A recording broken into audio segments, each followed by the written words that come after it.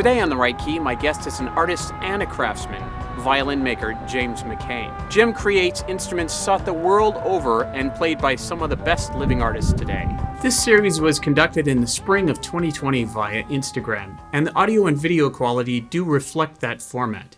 However, the words and insights of these guests are still priceless. James McKean is an award-winning violin maker with over 4 decades of experience. He's made more than 200 violins, violas, and cellos, and his instruments are sought and prized by great musicians the world over. It's a very special thing that you do and a very unique thing. And of the instrument makers on your level, there must be, I don't know, 20 in the world? I mean, how many instrument makers that are making these beautiful handcrafted instruments are there? It seems like such a special, rare thing. Do you have an idea?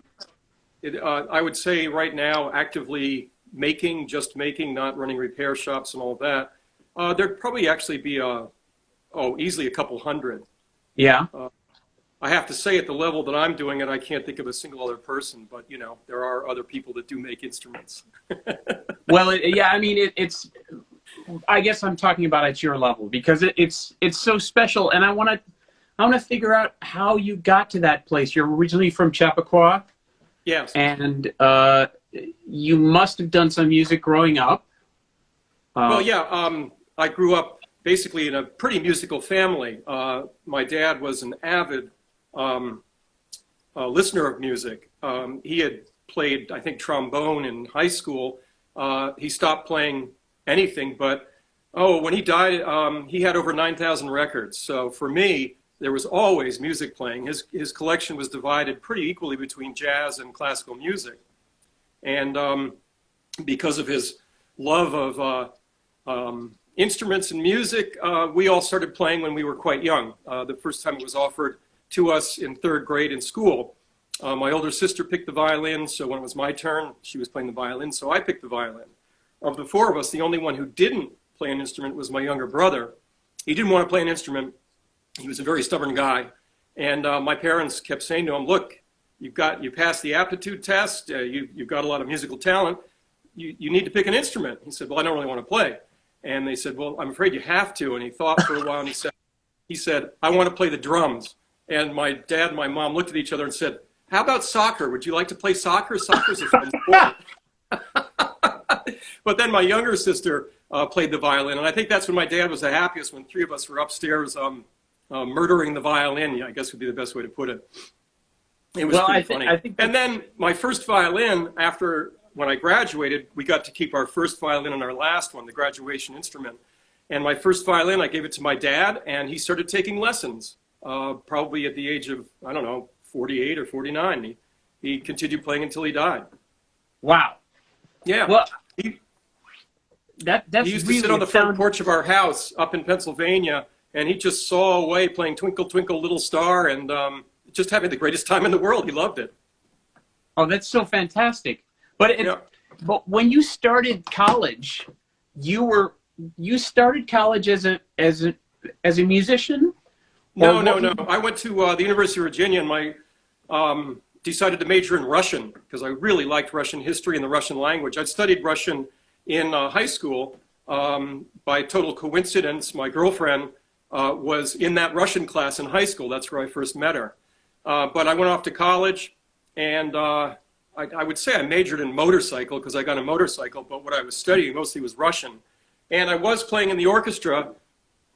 I flunked. I flunked orchestra, and I flunked economics. And my dad said, you know, Jim, I can understand flunking economics. I mean, it's hard because it's not really that difficult. He said, but how can you flunk orchestra? All you have to do is go. And I said, yeah, that's what the conductor said when he gave me an F because I hadn't shown up all year. I was running my motorcycle instead. But I played in the orchestra. I played a lot of country fiddle, a lot of old-time fiddle, really badly, really badly. I owe a huge debt of gratitude to my roommates for not kicking me out because it was pretty bad. Sally Ann, stuff like that. It was bad, but I really enjoyed it. I went off to do a special immersion course in Russian in Bloomington, and I was playing the violin a lot, the fiddle, and broke a string. And it just so happened that there was a violin shop there because the music school is so good. And the guy, I think it was Ole Stefan Dahl, he had an article on the wall about his apprenticeship in Denmark. And I read the article, and when he came out to help me, I said, where can I go to violin making school? How do I learn how to make violins? This was in 1973, and I think the parade of hippies going through there saying, I want to be a violin maker, he got that look on his face like, gee, I've never heard that before. And he told me there was a school in Mittenwald and one in Switzerland and one in France. And I went back to my dorm room and called my parents and told them I was dropping out of school to be a violin maker, which didn't go down very well. That was not a popular idea. So I decided to do it. I finished the course in Indiana, and I had, as part of the graduation, I had to speak for an hour in Russian. I had a hell of a time explaining what a violin skripka, but violin maker, I didn't know what that was. So they were just sort of puzzled, like, what are you talking about? But I got back home. My grandfather was the director at Mount Vernon outside of Alexandria, Washington's home. And I left there, traveled up the East Coast, and went into every violin shop I could find and said, I want to be a violin maker. And it's like Talladega Nights, the little kid saying, I want to drive fast, I want to drive fast. But I go into these shops and they all say, well, Mittenwald, I wrote to Mittenwald, they weren't taking Americans. They had had a bad experience with hippies too. And finally, I got to New York, and at Wurlitzer, Hans Nabel had been at violin making school in Mittenwald with a friend who had a violin shop in Salt Lake City. And he had just started a violin making school the year before. He had 3 apprentices upstairs in his shop. So I called up Pete Prier, and I said, I'd really like to be a violin maker. And Hans Nabel said I should come to your school. And he said, yeah, that's a good thing. You should do that. Yeah. And I said, all right, you just come? And he said, yeah, come. Yeah, we have a space. And I said, don't you want an application? And he goes, what is that, please? And I said, it's an application. You list where you went to school and all your qualifications, and you write an essay about why you want to go to the school. And he goes, yeah, that sounds good. Why don't you send me one of those things, that application? I'd like that. So I wrote up an application. I sent it off. He called me up. He said, yeah, I got your application. So are you going to come? And I said, sure. So I went out, and I remember I arrived on a Sunday, and all the way down the car, my mom was saying, you can come back anytime. You don't really have to do it. You can always go back to school. They'll always take you back. And I just remember I got out there, and the school was closed. It was Sunday, and I walked over to see it. And, oh, man, I just fell in love. I could see it was an old converted meat store, butcher shop.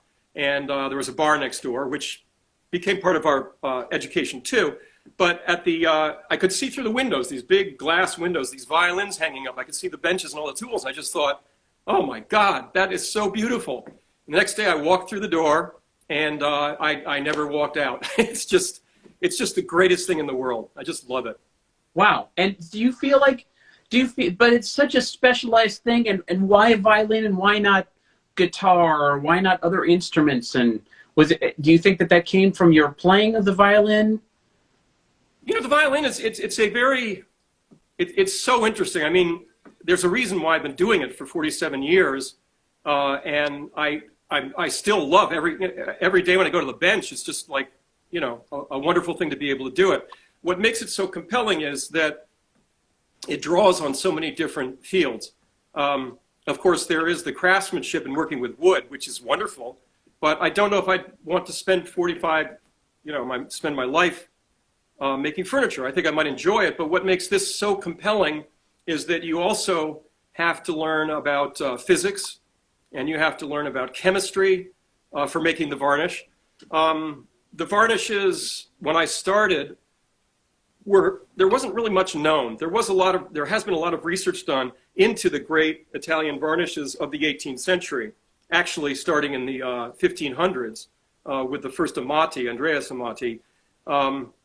So there has been some research done about the components. It took a tremendous amount of experimenting, though, to try to recreate them, because even though there are some recipes, they don't really work they're not specialized enough for the violin. The violin's interesting. It's basically no more than a glorified amplifier. You have a string vibrating. The violin string creates more overtones than any other instrument except the human voice. And the problem is that a vibrating string doesn't displace enough air to be audible. So basically what I have to do is I have to build an amplifier so that you can hear the string. Now, because of all of those complex vibrations, it has to be equally complex in the way it vibrates to be able to amplify all of those overtones equally. So that's the challenge. The reason the varnish is so hard to find is that the varnishes I make by any standard today would be considered a failure. They wouldn't be able to sell it because the violin varnish has to protect the wood, but it has to be acoustically transparent, which means it has to be very, very soft and friable. It has to like fall apart, which is why our mutual friend Carter Bray can tell you, he came down to the shop once and he stopped in. He had come straight from the hall, and he was wearing a white shirt, a dress shirt. He sat down, and I handed him my latest cello. I said, Carter, can you play this for me? He started playing it, and he played it, and then he handed it back, and there was a semicircle right here of red from the varnish on his shirt. I wish I'd saved it because it would be sort of like the Shroud of Turin now, but I went up to, I went up to the Gap and bought him a new shirt. So that's right now, the thing about the varnish is you can't just go buy it. Really, if you want to make a really good violin varnish, you have to make it yourself. And equally important is the undercoat, the sealer, because wood is so porous that whatever you put on it is going to soak into it. And that's the key to the good sound, is putting something on that will prepare the wood and reinforce the vibrations, and then putting something over the top that's transparent. To me, the varnish is basically like the material on a speaker. One of your speakers, that material over the speaker is there just to protect it. And what's really happening, the violin is very much like that big horn that's actually vibrating. That's what's creating the sound.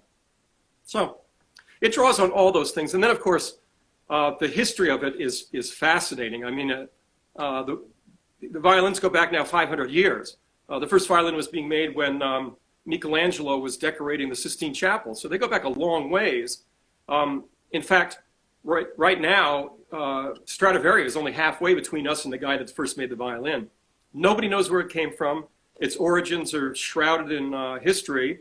It's thought that it was originally kind of the equivalent of a steel guitar or something like that. It was very much a folk instrument.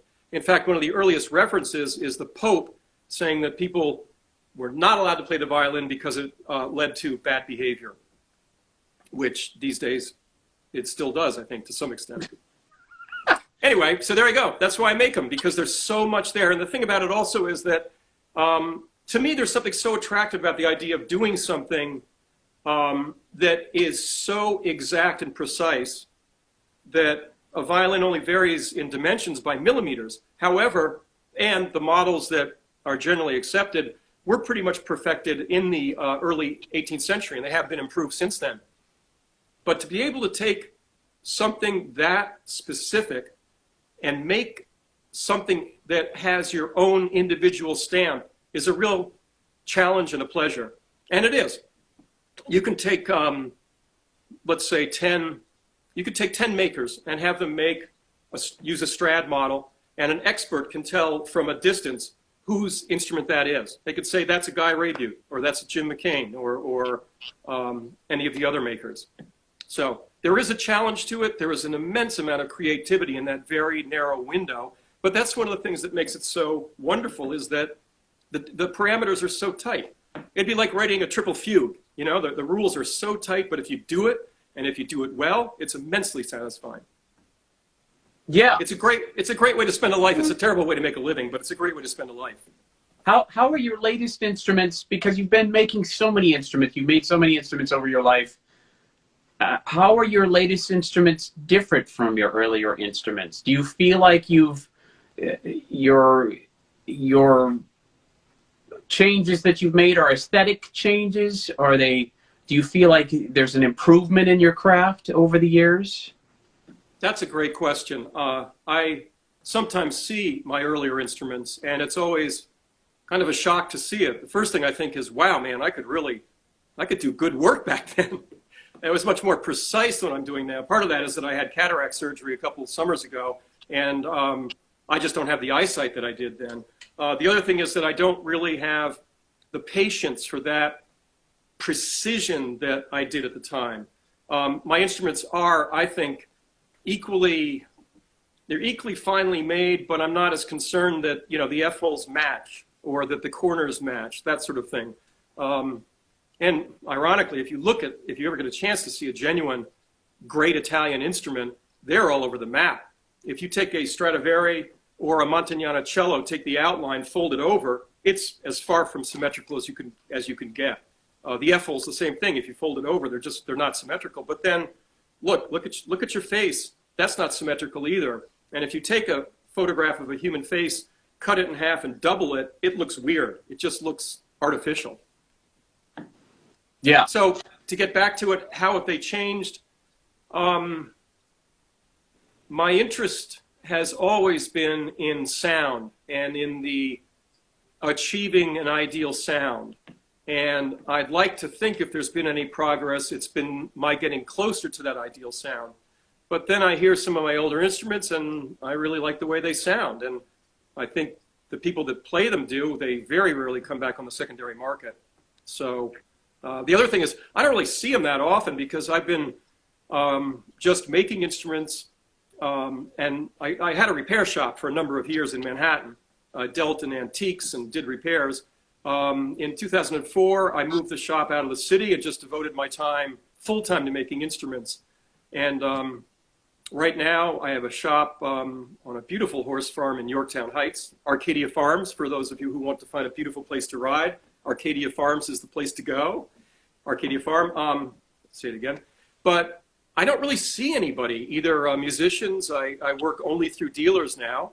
And so nobody stops by. It gets kind of lonely. I have a dog, and we talk a lot to each other, but aside from that, I don't really see anybody, so I don't get to see the old instruments. But on those occasions that I do, if I go into a shop and they have one there, it's like seeing an old friend, you know? It's just great to see it, and each one has its own style. I don't copy instruments. I don't make copies, and I don't use standard models. I've developed my own patterns. And that has evolved.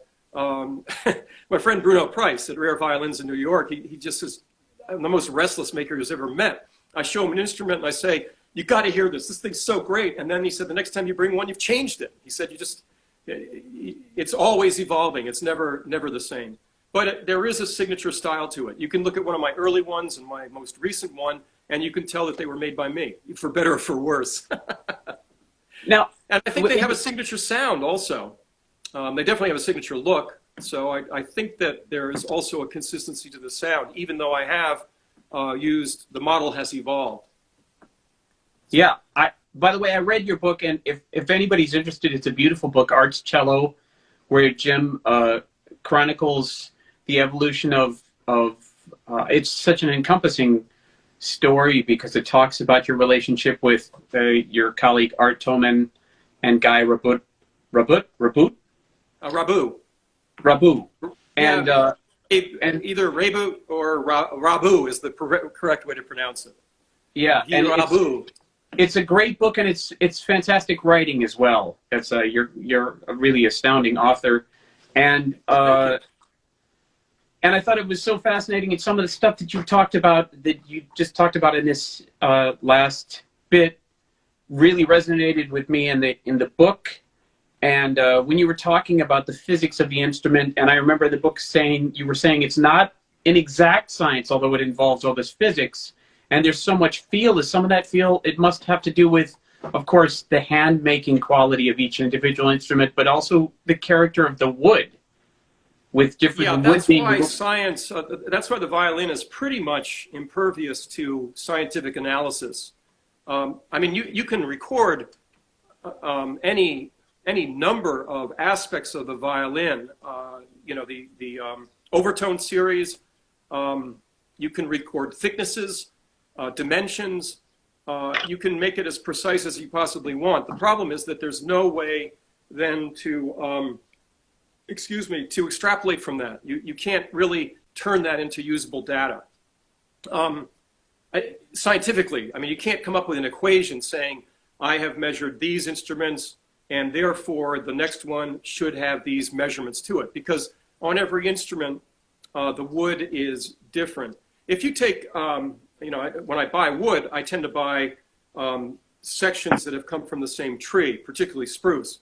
But even if I know that they came from adjacent splits out of that same piece of log, they'll have different characteristics because a tree grows with the light in a certain direction.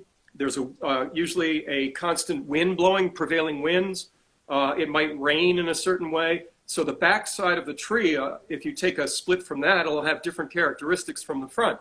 It'll be very, very similar, but similar is not scientific. That's not close enough if you're trying to get a scientific analysis of it. By the way, if anybody's interested in that book, Art's Cello, I think that to me was the most satisfying writing I've done because it did involve two of my friends, Guy Raybute and Art Toman. And it's pretty much a tribute to their friendship. They were such close friends going all the way back to violin making school. You can get it on Kindle. It's one of the Kindle shorts. It was published by them, and it takes like a couple hours to read. It's not that long. And if you are on Amazon Prime, you can have it for free. So there you go. But yeah, there are over 120 parts to a violin. If you actually count up everything on the violin, almost all of that, except for the strings and the tuner, maybe the end pin on the cello, is wood. So all of it is vibrating. Everything is. I got to learn that a hard way when I had my shop. I had somebody bring in a violin, and it had the worst buzz you could imagine. And I spent days trying to find it. Usually a buzz is caused by an open bout or a loose purfling, something like that. In this case, it turned out it was one of the little tiny pips on the end of a peg was loose and vibrating. And it was vibrating loud enough that it was, pretty irritating. So the whole thing is vibrating. Everything's vibrating. When you have a system that complex, it is very, very hard. I read once that it's called a nonlinear system. You can't change one thing and then correlate that change with results. You just can't do it. Particularly if you're talking about things like the graduations. The top and the back are graduated in tenths of a millimeter. And changing the graduation by 1/10 will change the way the wood is vibrating. But you can't make that change and then glue it together and see. You can't take off the top, take out 0.5 millimeter, put it back, and be able to correlate it because you're changing everything else in the setup and the sound post and all sorts of other things, so you can't correlate. It just doesn't work. But what happens is that as a maker, after a while, the stuff sort of seeps in the same way that when you practice probably hours a day to get to the point where you are as a musician. That's kind of like making instruments that practicing accumulates to the point where it becomes second nature, and you can tell through your fingers, right here, as to whether it's the right graduation or not, whether it's the right arch. And the tools follow me, but sometimes I follow the tools, and sometimes the tools follow the wood.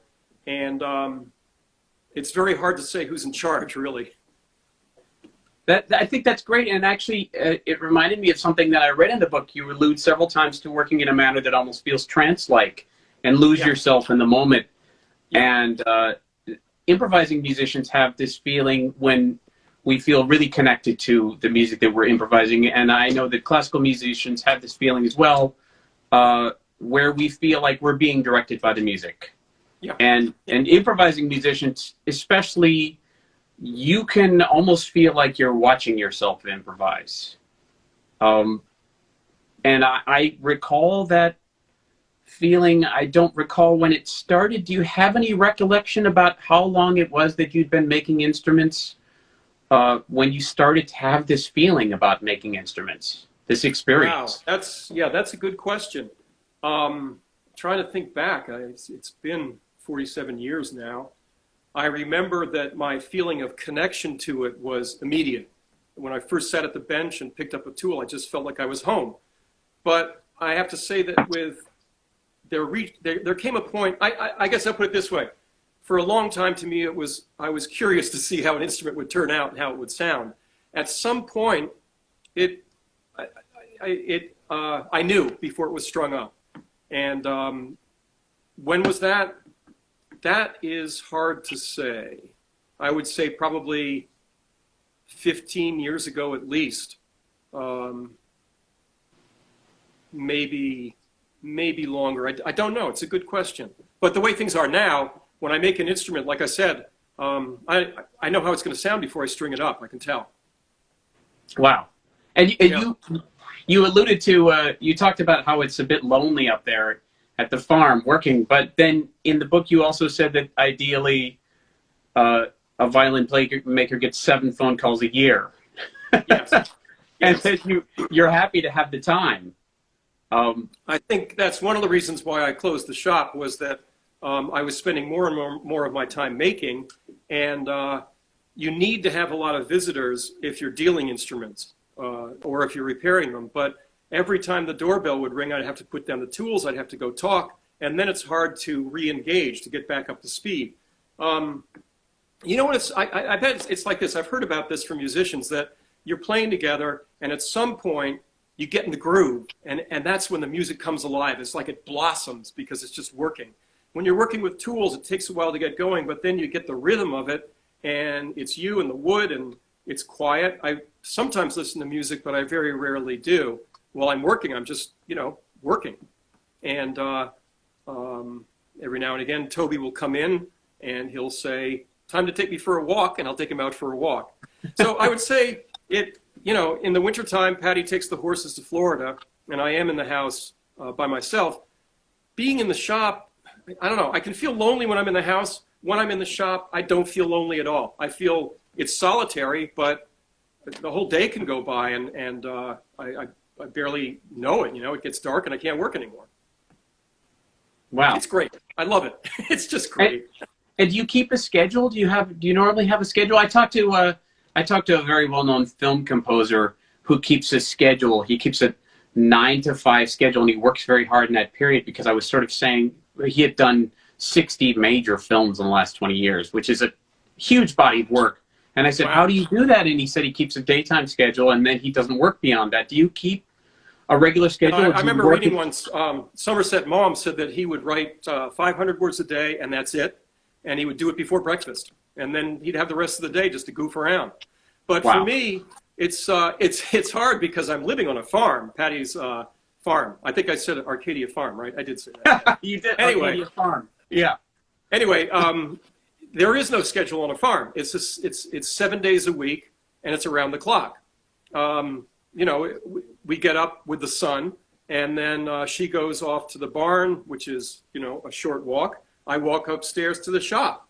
The hard thing is not keeping, I guess, keeping a schedule. It's foreign. These days, I don't even have a calendar. I don't know which day of the week it is usually. So I think the hard thing for me is being able to say, take the day off. That's one reason why I had a sailboat, because I couldn't take instruments on the sailboat. I couldn't take tools with me.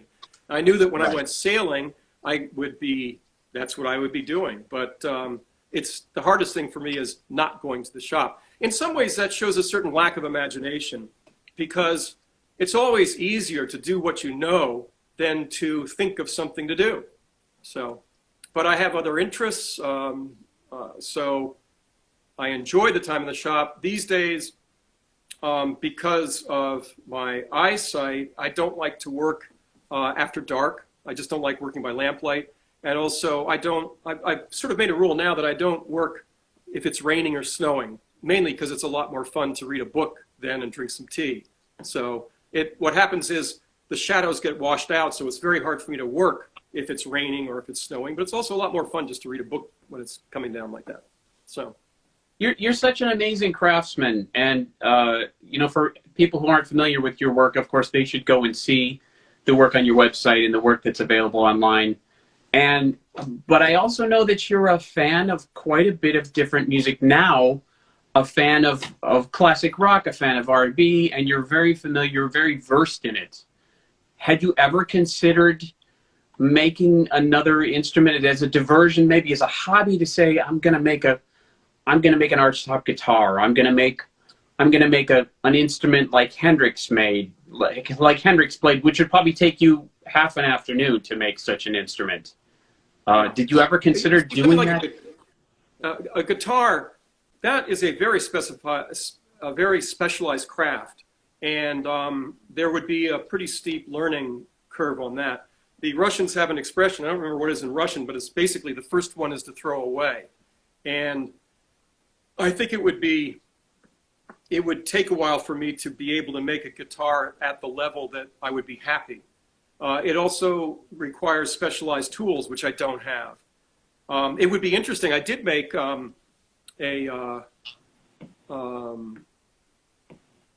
mandor, which is a Renaissance mandolin, and I made that for my parents for their 30th wedding anniversary. I was at the violin making school, and my siblings paid for my plane flight home, and I made the mandor for them.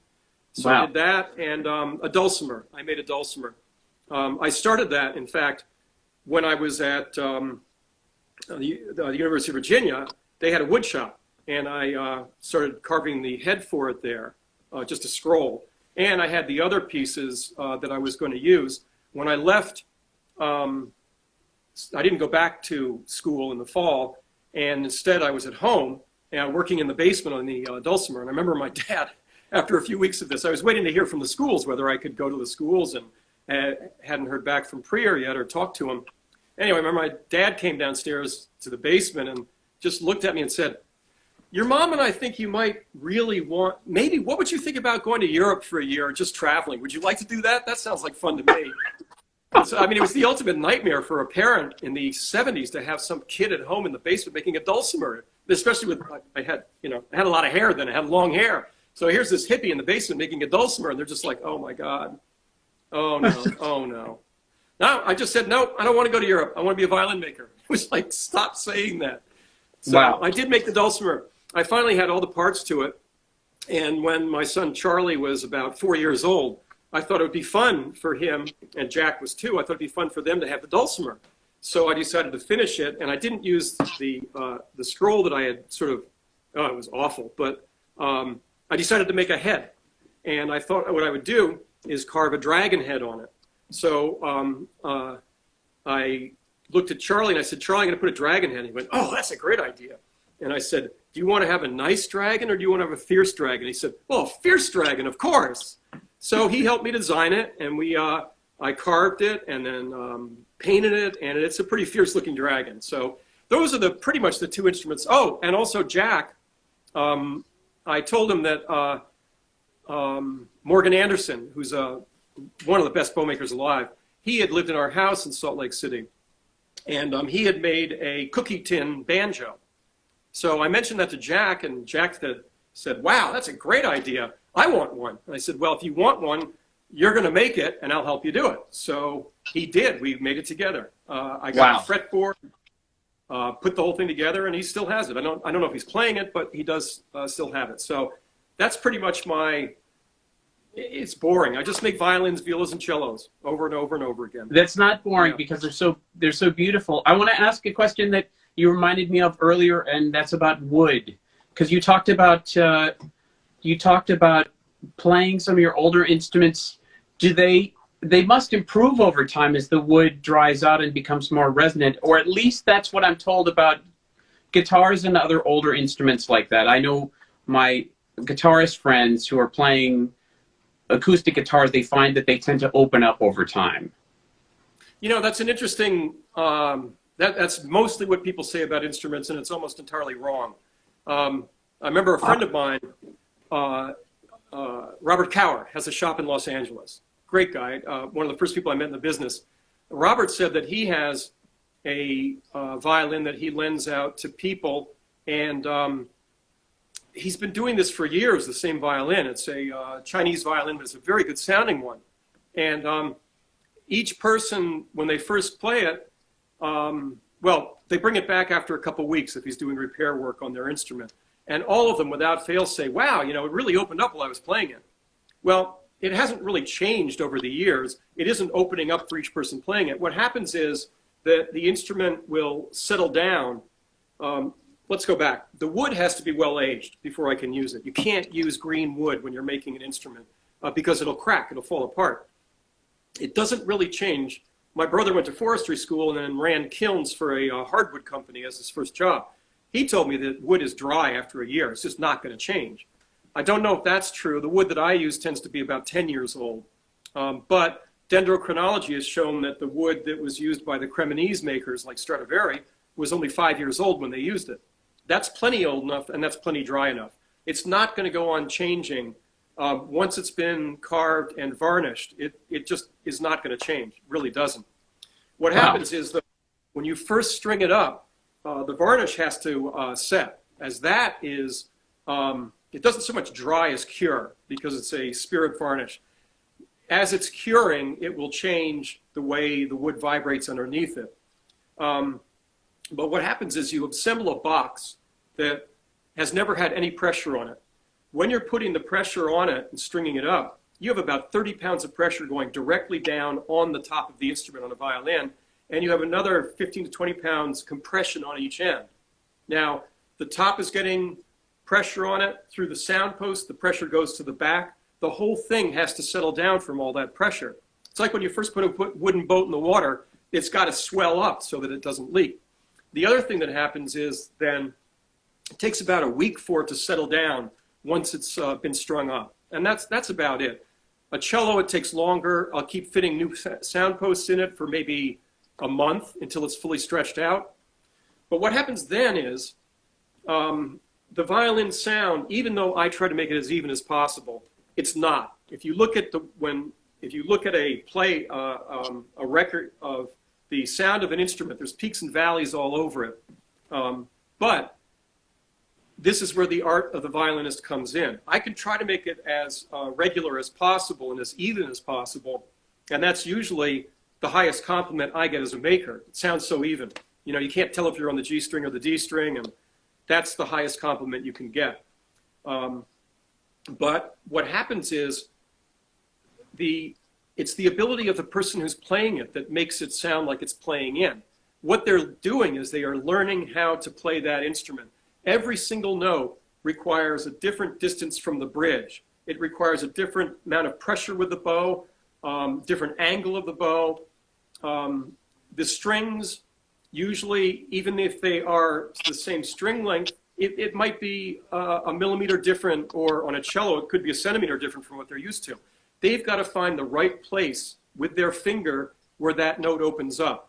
And you can watch them do this. It's amazing to watch somebody start playing a cello. They will just be playing, and the bow will be moving around, and then gradually it just comes into focus as they find where each note sounds the best. That's what people think of when they talk about the instrument playing in. What they're doing is they are learning how to make that instrument sound best in all the registers. So I'll get somebody come in and say, wow, this instrument's opened up so much over the past year. And I say, well, thank you. But the truth is, it's their work. It's what they're doing that makes it sound so great. I mean, I provide them with an instrument, but then they're the ones that have to learn how to play it and familiarize themselves with that particular instrument, and that's when it starts really opening up. So do you suspect that this process for them is subconscious, and they're just doing it? Wow. That's really interesting. No, you can see it. You can see it. I see it when Carter sits down to play one of my cellos. You can see him moving the bow around and finding the exact spot. With him, it's very quick. And he can find it. But once he does, the sound just blossoms. It really sounds like it's opening up. But it's not. What he's done is each note, he's finding the center of the note so that the overtones just blossom forth. So it's completely subconscious. It's funny. I remember the salesman, Alex Corus, at Francais when I first worked there. He was once showing a young cellist cellos, and the poor kid just couldn't get it to sound, the ones he was playing. The one that he was playing.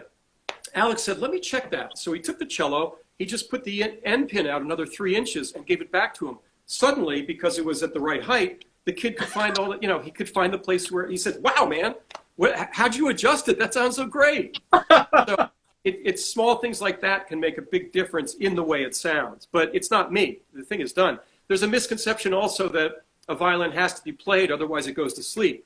That's not true either. If you have a violin, the best way to store it is with the strings off of it, because if the bridge falls down, it can scratch the top. But it doesn't make any difference if the thing is played or not, except in terms of wear and tear. An instrument should be, given a chance to rest. Otherwise, it'll just wear the thing out. And I mean, literally, your hand on the shoulder, the bow hitting it. The varnish is, as I said, fragile, and you can wear through it if you're not careful. So yeah. Well, yeah. So the idea that the instrument plays in or needs to be played is not really true. It will open up, but that's because it's being played. But it's because musicians familiarizing himself with it, and that's what does it. Well, back to this wood question, because I think the wood and the resonance is so fascinating, and the idea about getting the best resonance from the wood. And you choose this wood from Bosnia, Germany, and the Italian Alps, and why there specifically? Well, Bosnian maple has always traditionally been the best maple to use. As far as the species go, the top of a violin, the violin family, is always spruce, because spruce is the lightest. It has the highest strength to weight ratio of any wood known. It's just incredibly strong and incredibly resonant. You can make it the thickness, I can take it down to the thickness I need so that it vibrates freely, but it's still then strong enough to take that 50 pounds of pressure.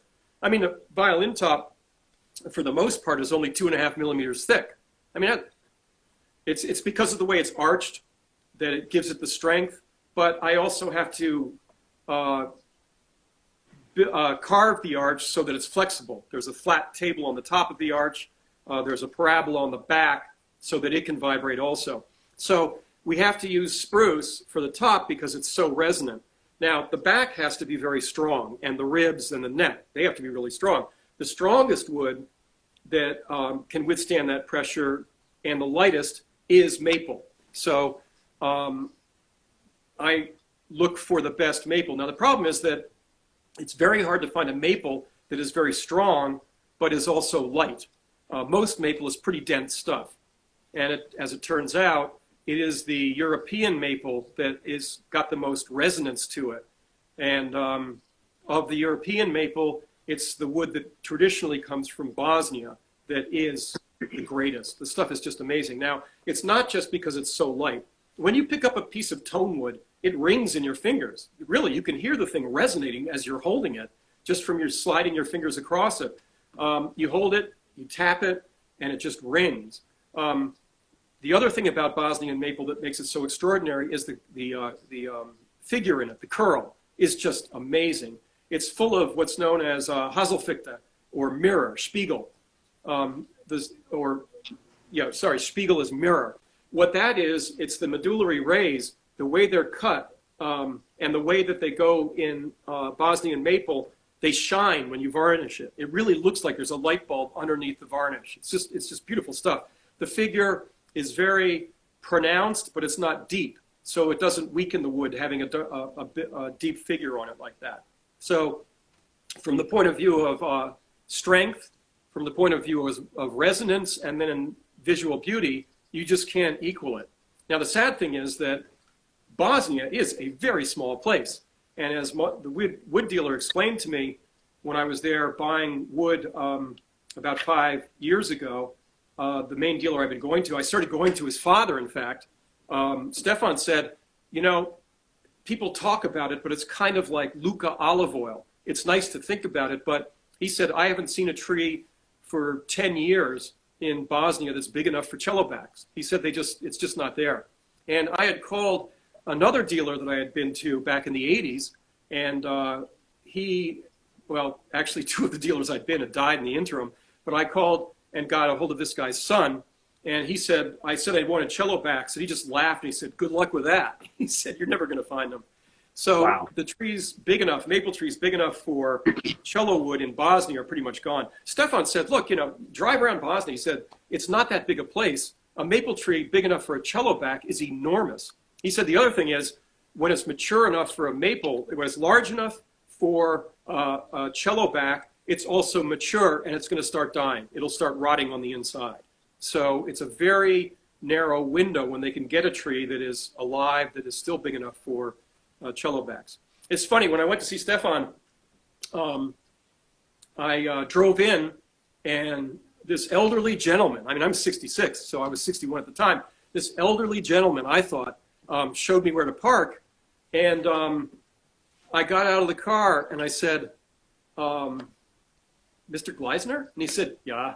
And I said, I haven't seen you in 40 years. He said, yeah, it's been a long time. Wow. Wow. Oh, yeah. No, it's a tradition. One reason that I go to Germany is because those guys have been cutting wood since the 1500s. This is violin making pretty much started in Füssen in the eastern part of Germany. And these guys have been specialists in cutting wood. And it is not an easy thing to do. When you're talking about maple, maybe 10% of a tree will have figure in it. And they have to maximize what they get out of it. So when I buy a cello back, they have cut it within a few millimeters of the dimensions I need.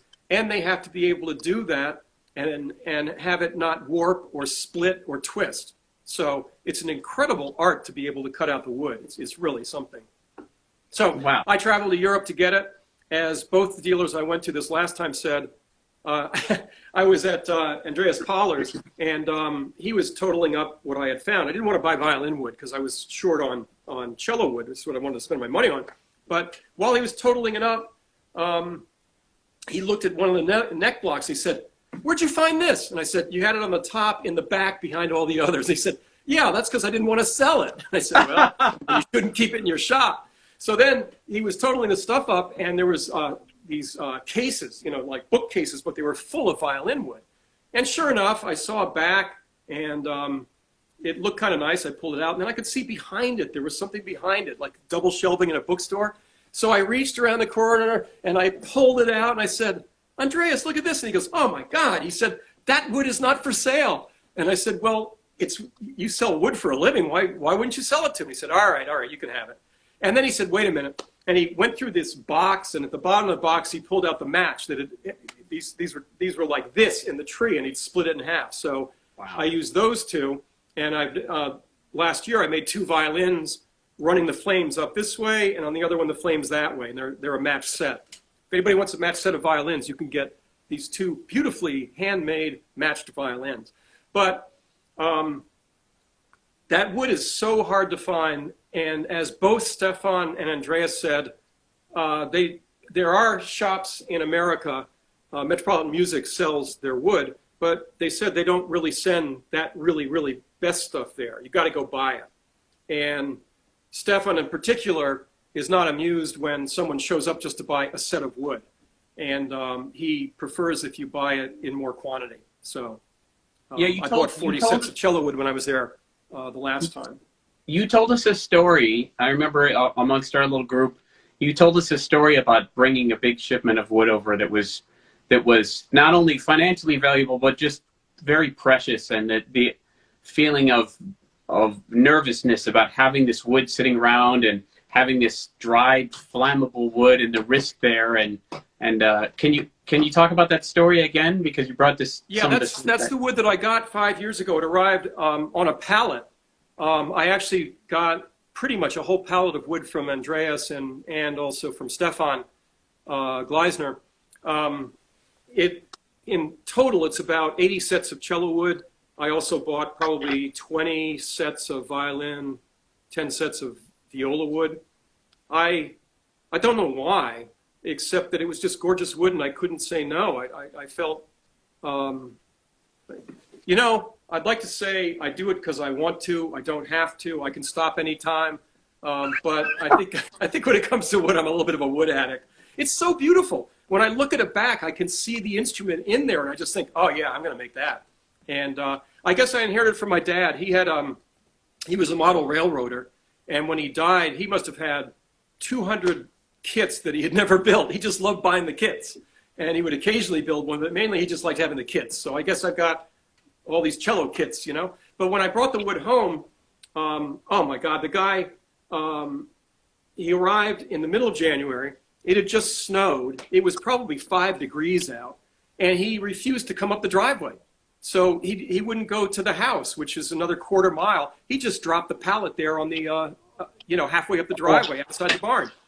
And it was already 3 in the afternoon, so I had to break the pallet open and transport all that wood to the house to be able to sort it and then stack it.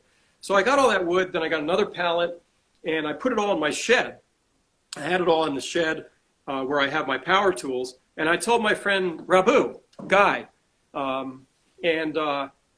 Guy said to me, he said, "You're keeping that wood? It's worth it. It cost me probably about 140 grand to get that wood, and it's irreplaceable." Because Stefan, at one point, he was looking at this cello back, and he goes, "Oh shit!" And I said, "What's the matter?" He said, "This is a Bosnian back. I wasn't going to sell it. It's going up in value." So some of this wood is irreplaceable, and for me, it's irreplaceable. I can't go buy more wood at this point. So I had it in the shed, and Guy says to me, you just have this stuff in a shed out in the woods?" He said, "You can hear the termites. They're just like trembling with joy at the prospect of that." And I went, "Oh my God." And I just thought, he's right. So I found a storage building in Yorktown. And not only did I find a storage building, I made sure it's on the second floor. So you've got to go through the elevator. It's concrete, steel doors. There's no way a termite's ever going to be able to find his way in there. But then Because they don't know how to use the elevator. What's that? They don't know how to use an elevator. No, they don't. They really don't. But then I started thinking, I probably shouldn't have all my wood in one place. So now I have it split between 2 storage units. And whenever I'm feeling poor, which as a violin maker happens a lot, I just go down and look at my storage unit, and then I feel like I'm a rich guy because that wood is just so beautiful. It's just fantastic. Most beautiful stuff. So that's fantastic. And actually, I want to ask a question about that. We as creative people and as musicians, we do the work because we love it. You create instruments because you love the work. Yes. And that love exists in spite of finance. Yeah. I do music in spite of finance, and any musician that got into music looking for money is in it for the wrong reason. And probably the same with your trade. Yeah. And I remember in Arts Cello, you discussed that it was a relief to work on an instrument that you didn't have to worry about selling because you could do whatever you wanted with it. And there was no pressure about, we need to sell this. And you took that off the table, and you still had to, of course, pay your bills. Yes, of course. Yeah, no, it's a business. I mean, look, you have to get paid to be able to be a musician. I have to sell instruments to be able to make them. That's why I am so grateful to the dealers that handle my instruments, because they make it possible for me to make the instruments. But it's the reason also that I was terrible as a businessman. I would finish an instrument and then I would lose interest in it. I would finish it and then actually calling someone or marketing it, talking to teachers, I would just start making another instrument just because I'd lost interest in it. It was not a good business choice. That's the point of my question, I guess. If you felt like, and you sort of alluded to this when you and I had a phone call where you thought this time that we're in now and financial depression could bring about the end of or the bottom could fall out of the market for original instruments like yours. Yeah. If that happened, would you still feel compelled to make instruments?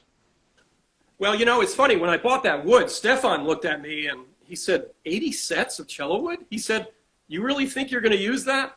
And I said, "Stefan, this is my life insurance policy." He said, "What do you mean?" I said, "I am so cheap. There is no way I am not going to use this wood after I bought it. So I'm not going to die until I've made 80 cellos." But that's fantastic. To answer your question, yeah, I mean, I would go on making instruments. I wouldn't give them away for free, but I would certainly keep on making them in the expectation that at some point they would sell. I think the market right now, I haven't talked to my dealers. I don't want to bother them because I think this is not a fun time for anyone. But will the market come back? I think it will. I think it'll take a while. After 2008, it took a long time to come back, but instruments still sold. I don't know. People have been buying them and playing them for 500 years. I don't think they're going to stop, this year. Yeah. But there has been quite a slowdown. On the other hand, I am still actively making, and I will until I finish all the wood I've got, or until somebody decides. I would say or until the choice is no longer in my hands, is the way I would put it. So, well, I think it's wonderful. I think they're beautiful instruments, and any cellist who are watching, you should know to reach out to James McKean and say, I want the good backs. you know, I decided when I bought that wood that I would use the best back I had, because that meant I don't have it anymore, but that means every time I make an instrument, I'm using the best set of wood I've got. And so far, I think since I bought that wood, I've made 10 to 15 cellos, so I have made a dent in it, and I am working on it. Wow. There are other projects too, but there's nothing like making an instrument. It's just a wonderful thing. It really is. It's wonderful. The process of making it is so rewarding, and then when it's strung up and you hear it, that's equally rewarding. It's just like, wow, man, listen to that. But then probably the best part of it is when somebody bonds with it, because you can have several people try it, it doesn't really catch their fancy, but then when that one person plays it and it comes alive and you can tell that it's their voice, there's just nothing like that. It's just great. Of course, it's also nice when they write a check at that point, so that's right. That's a good part of it too. I'm thinking about that famous interview with the bass player, you know, with Mr. Rogers, when Mr. Rogers says, what color do you see? And he says, I see green, a lot of it, falling from the sky. Well, Jim, thank you so much for sharing your passion for this today and explaining some of this and talking about all the really interesting facets. And thank you for your wonderful writing. I'm going to look at your other novel, which I didn't know about, but now I do. And yeah, that's Quattrocento. I wrote that. It's a novel. It's a time travel novel involving a lost Leonardo painting. And it was published by Doubleday, and then the paperback by Anchor. It was published in several languages around the world. It was great fun to do it, to actually, you know, my dad was a writer, my mom was a librarian. For me to actually experience the literary world was wonderful to be able to do that. Yeah. But the reason I did it was I started doing all this research on varnish starting in the Renaissance, which is when the first violins were made. And a lot of the thing that I have to worry about is the index of refraction and the clarity of it. Yeah. And it was then I found the shift from tempera to oil, and I started thinking about that. One of my best customers was a man named Eric Cannell. He was a quantum physicist. He had studied with Heisenberg and the famous Niels Bohr. He had studied with both of them. So we would have lunch, and he would basically give me a tutorial in quantum physics. So I wanted to write a different type of time travel story rather than a back and forth. I wanted to write it based on the many worlds idea. So wow. it was great fun to do that. But I would say this, my most fun writing is for my magazine, Strings Magazine. And I told my editor I would say Strings Magazine, and you should definitely read that because it's a great magazine. Thanks so much, Jim. Well, thank you, Henry. It's great to talk to you. Great to talk to you, too. Have a great day. Okay, you too. Thanks. Bye-bye. All right. Thanks for joining me for this episode of The Right Key. If you enjoyed the episode, there's a lot more coming. Please click the subscribe and like buttons below. If you want to know more about me or our guests, you can find lots of information in the link just below the video. See you next time.